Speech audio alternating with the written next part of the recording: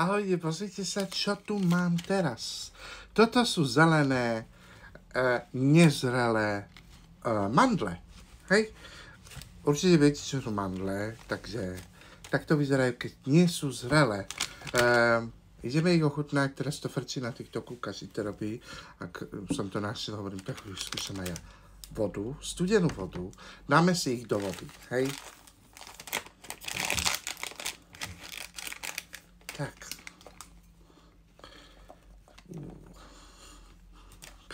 No, pozrite sa, ako to vyzerá. Je to zvláštne. Hej, videli ste predtým mandle?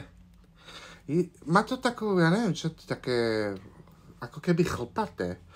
Tú kôru, či čo to je. Takže tak, opláchnem. Hej, a ono sa to je tak, že si na to dáš trošička soli, že vraj to je trpké a také chrumkavé, fajné.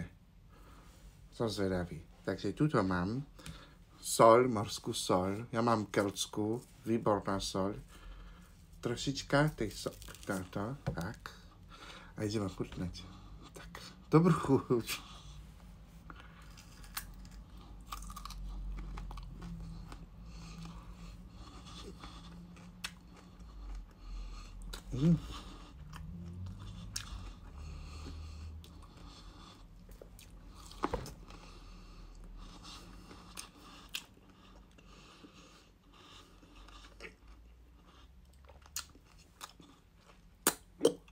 Je to zvláštne.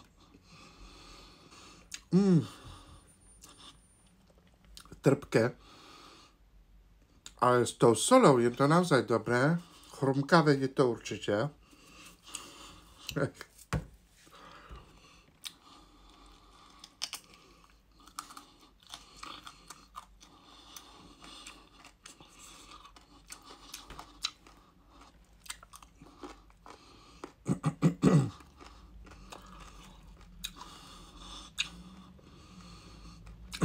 Je to zvláštne. Toto sa je v arabských krajinách, že tam to majú radi.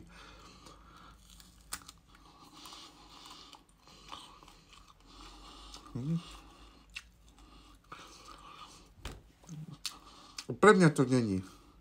Nemyslím si.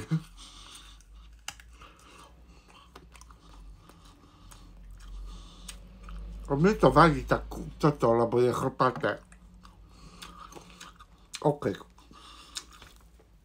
Skúsil som to. Nie je to tak dobré, ako oni to robia. V tých videách, že normálne wow. Herci sú tu sami. Takže zelené mandle. To si radšej počkám, keď dozrejú. Tieto nie, ale myslím v obchode.